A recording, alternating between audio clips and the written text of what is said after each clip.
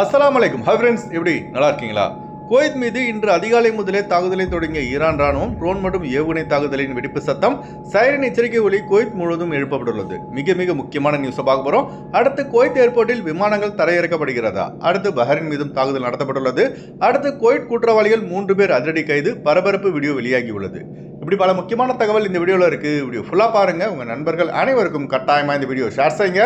இப்போ வாங்க குவைத்துடைய மிக முக்கியமான நியூஸை பார்ப்போம். ஈரான் மற்றும் அமெரிக்காவுடைய சண்டை இன்னைக்கு முடிஞ்சிடும் நாளைக்கு முடிஞ்சிடும் பார்த்தா முடிகிற மாதிரி தெரியலிங்க. கண்டினியூ ஆகிட்டு தான் இருக்கு. இந்த வாரத்திலே 3 முறை குவைத் மீது ஏவுகணை மற்றும் ட்ரோன் தாக்குதல் நடத்தப்பட்டுள்ளது. குவைத்துடைய பாதுகாப்பு அமைச்சகம் வெளியிட்டுள்ள அவசர செய்திக்குறிப்பில் இன்று அதிகாலை முதலே குவைத் மீது ஏவுகணை மற்றும் ட்ரோன் தாக்குதல் நடத்தப்பட்டுள்ளது. இந்த தாக்குதல் அனைத்தும் இடைமறிக்கப்பட்டுள்ளதாகவும் குவைத்துடைய டிஃபென்ஸ் மினிஸ்ட்ரி தெரிவித்துள்ளது. இந்த முறை குவைத் மட்டும் இல்லைங்க, பஹ்ரைன் மீதும் ஏவுகணை மற்றும் ட்ரோன் தாக்குதல் நடத்தப்பட்டுள்ளதாக பஹ்ரைன் பாதுகாப்பு அமைச்சகம் தெரிவித்துள்ளது குறிப்பிடத்தக்கது. சைரன் எச்சரிக்கை ஒலி எழுப்பப்படும் போது பொதுமக்கள் பில்டிங்கின் ஜன்னலுக்கு அருகே இருக்க வேண்டாம் எனவும் பாதுகாப்பான இடத்திற்கு விரைந்து செல்லுமாறு கேட்டுக் கொள்ளப்படுகிறார்கள். ஜூன் 1ஆம் தேதியிலிருந்து குவைத்துடைய விமான நிலையம் டெர்மினல் 1 அனைத்து விமான நிறுவனங்களுக்கு விமானத்தை தரையிறக்கவும் புறப்பாடு செய்வதற்கும் அனுமதி வழங்கியிருந்தது. அதன் அடிப்படையில் இப்ப பாத்தீங்கன்னா இண்டிகோ மற்ற பிற விமான நிறுவனங்கள் குவைத்திற்கான விமான சேவையை வழங்கி வருகின்றன. ஆனா அதற்குள்ள இப்ப பாத்தீங்கன்னா குவைத் மீது நடத்தப்பட்ட இந்த தொடர் தாக்குதலால் மீண்டும் பழைய மாதிரி எங்கடா குவைத் ஏர்போர்ட் மூடப்பட்டு விடுமோ என்ற அச்சம் குவைத்திகள் மற்றும் வெளிநாட்டவரிடையே ஏற்பட்டுள்ளது. இந்த சண்டைக்கு மிக முக்கியமான காரணமே இஸ்ரேல் தாங்க. லெபனான் மீது இஸ்ரேல் நடத்தி வரும் தாக்குதல்ல இதுவரை பார்த்தீங்கன்னா 3468 பேர் விழுந்துள்ளதாக லெபனானின் ஹெல்த் மினிஸ்ட்ரி தெரிவித்துள்ளது.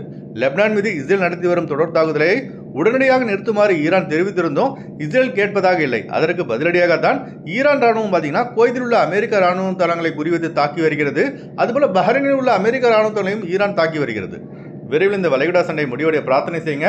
குவைத் மீது நடத்தப்பட்ட ஏவுகணை மற்றும் ட்ரோன் தாக்குதலை நம்ம சப்ஸ்கிரைபர் பார்த்தீங்கன்னா ஒருத்தர் வீடியோ எடுத்து அனுப்பியிருக்காரு. இப்போ நீங்கள் ஸ்க்ரீனில் பார்க்குறீங்களா, இதுதாங்க அந்த வீடியோ.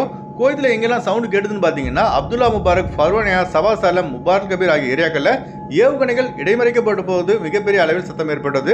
இந்த வீடியோ பார்க்குற நீங்கள் உங்களுக்கும் இந்த சவுண்டு கேட்டிருந்தா மறக்காம கமெண்ட்ஸ் பதிவு செய்யுங்க. அடுத்து ஒரு மிக முக்கியமான தகவல், குவைத்தில் குற்றம் செய்துவிட்டு அவ்வளோ எளிதாக யாரும் தப்பிக்க முடியாது. 2 தினங்களுக்கு முன்பு குவைத்துடைய மத்திய சிறையிலிருந்து 3 பேர் தப்பி ஓடி உள்ளார்கள். உடனே குவைத் முழுவதும் அலர்ட் செய்யப்பட்டு தீவிர தேடுதல் வேடையில் குவைத்துடைய உள்துறை அமைச்சகம் இறங்கியது. தப்பி சென்ற 3 குற்றவாளிகளை அடுத்த 24 மணி நேரத்திற்குள் குவைத்துடைய உள்துறை அமைச்சகம் பாலைவன பகுதியில் வைத்து கைது செய்து சிறையடைத்துள்ளது.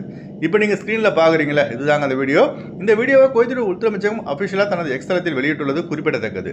அதுபோல குவைத் முழுவதும் தீவிர கண்காணிப்பை தொடங்குமாறு உயர் அதிகாரிகளுக்கு குவைத்துடைய டெபுட்டி பிரைம் மினிஸ்டர் மற்றும் உள்துறை அமைச்சருமான ஷேக் ஃபஹத் யூசுப் சபா அவர்கள் அதிரடியான உத்தரவை பிறப்பித்துள்ளார்கள். அதனால குவைத்தில் உள்ளவர்கள், அதாவது குறிப்பா பாத்தீங்கன்னா இக்காமா இல்லாதவர்கள், இக்காமா இருந்து மற்ற கம்பெனியில் வேலை செய்ய நம்ம ஆளுங்க அதிக எச்சரிக்கையாக இருங்க. குவைத்துடைய ரூல்ஸ் அண்ட் ரெகுலேஷனை கரெக்டாக ஃபாலோ செய்யுங்க. ஏன்னா ஒரு தடவை குவைத்திலிருந்து ஃபிங்கர் வச்சு நாடு கடத்தப்பட்டால் மீண்டும் குவைத்திற்கு வர முடியாதுங்க. குவைத் மட்டும் இல்லைங்க, மற்ற ஜிசிசி நாடுகளுக்கும் மாயக்தர் ரோ திர்பாலக் அதிக எச்சரிக்கையாக இருங்க.